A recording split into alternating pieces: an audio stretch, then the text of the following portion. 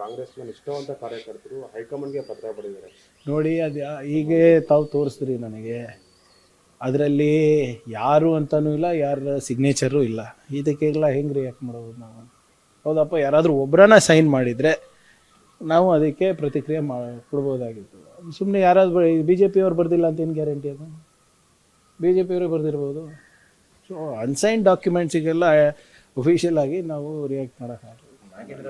ಸಾಕಷ್ಟು ಚರ್ಚೆ ಆಗ್ತದೆ. ನೋಡಿ, I T, E D, C B I ಇವೆಲ್ಲನೂ ಕೂಡ ತೊಂದರೆ ಕೊಡಕ್ಕೆ ತಾನೇ ಸಾಕಿರೋದು ಇವರೆಲ್ಲರೂ. ಕೇಂದ್ರ ಸರ್ಕಾರದವರು ಕೊಡಲಿ, ಅದೇನಿದೆ. ನಾಗೇಂದ್ರ ಅವರು ಎದುರಿಸ್ತಾರೆ, ಏನಿದೆ, ನಾವು ಲೀಗಲಿನೇ ಹೋಗಬೇಕಲ್ಲ. ಮಾಧ್ಯಮದಲ್ಲಿ ಬಂದು ನಾನಾಗಲಿ ನಾಗೇಂದ್ರ ಅವ್ರು ಮಾತಾಡೋದ್ರಾಗಲಿ ಏನು ಪ್ರಯೋಜನ ಇಲ್ಲ.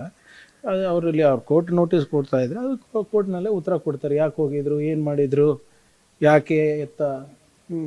ಮತ್ತು ನಿರ್ಬಂಧ ಬರೇ ಏನು ಸ್ಟೇಟಿಗಿತ್ತ ಏನು ಥ್ರೂ ಔಟ್ ಕಂಟ್ರಿ ಇತ್ತ, ಅವೆಲ್ಲ ನಾವು ನೋಡೋಣ.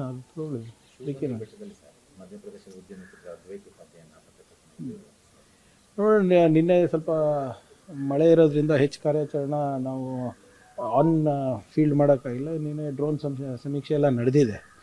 ಸೊ ಇವೆಲ್ಲನೂ ಕೂಡ ಸ್ವಲ್ಪ ಮುಂಚಿತವಾಗಿ ಅಧಿಕೃತ ಟ್ರೆಕ್ಕಿಂಗ್ ರೂಟ್ಸ್ನಲ್ಲಿ ಹೋದರೆ ಎಲ್ಲರಿಗೂ ಅನುಕೂಲ.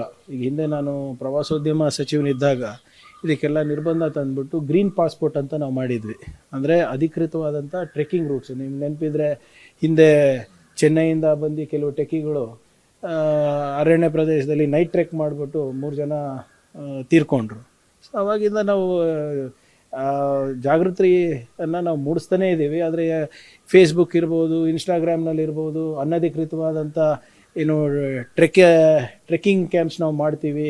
ನಾವು ನಿಮಗೆ ಡೀಪ್ ಜಂಗಲಲ್ಲಿ ಕರ್ಕೊಂಡು ಹೋಗ್ತೀವಿ. ನಾವು ನಿಮಗೆ ವನ್ಯಜೀವಿಗಳನ್ನು ತೋರಿಸ್ತೀವಿ. ಡಿಪಾರ್ಟ್ಮೆಂಟ್ ತೋರಿಸಲಾರ್ದಂಥ ಆಕರ್ಷಣೆಗಳೆಲ್ಲ ಮಾಡ್ತೀವಿ ಅಂತ ಭಾಳಷ್ಟು ಕಡೆ ನಡೆದಿದೆ. ಅವೆಲ್ಲನೂ ಕ್ರ್ಯಾಕ್ ಡೌನ್ ಮಾಡಬೇಕು ಇವತ್ತು. ಮತ್ತು ಅಲ್ಲಿ ಲೋಕಲಲ್ಲಿ ಕೂಡ ಏನಾಗ್ತಾ ಇದೆ, ಏನು ಶಿವಗಂಗಾ ಬೆಟ್ಟ ಅಂತ ಅಲ್ಲ, ಸಾಕಷ್ಟು ಕಡೆ ಲೋಕಲ್ಸ್ ಅವರಿಗೆ ಗೊತ್ತಿರ್ತದೆ ಎಲ್ಲಿ ಏನು ಅಂತ. ಸೊ ಅವ್ರ ಮುಖಾಂತರನೂ ಕೂಡ ಕೆಲವು ಸಂದರ್ಭದಲ್ಲಿ ಅರಣ್ಯ ಪ್ರವೇಶ ಮಾಡೋದು ಇವೆಲ್ಲ ಅನಧಿಕೃತವಾಗಿರೋದ್ರೆ ನಮ್ಗೆ ಗೊತ್ತೂ ಆಗೋದಿಲ್ಲ. ಸೊ ಈಗ ಇದು ಒಂದು ಡ್ರೋನ್ ಮುಖಾಂತರನೂ ಕೂಡ ಹುಡುಕಾಟ ನಡೆದಿದೆ. We will C.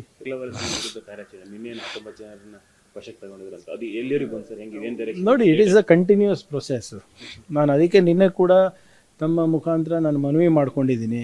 ಇವರೆಲ್ಲ ಸೋಷಿಯಲ್ ಮೀಡಿಯಾದಲ್ಲಿ ಹೋಗ್ಬಿಟ್ಟು ಮೊಬೈಲ್ನಲ್ಲಿ ಸುಮ್ಮನೆ ಯಾರ್ಯಾರಿಗೂ ಮಾತನಾಡಿ ಇವ್ರು ಬಾಂಗ್ಲಾದೇಶಿ ಅವ್ರು ಬಾಂಗ್ಲಾದೇಶಿ ಅಂತ ಹೇಳುವ ಹಕ್ಕು ಯಾರಿಗೂ ಇಲ್ಲ. ಅಂಥದ್ದೇನಾದರೂ ಮಾಹಿತಿ ಇದ್ದರೆ ನೇರವಾಗಿ ಗೃಹ ಇಲಾಖೆಗೆ ಹೇಳಿ ವಿ ವಿಲ್ ಟೇಕ್ ಆ್ಯಕ್ಷನ್.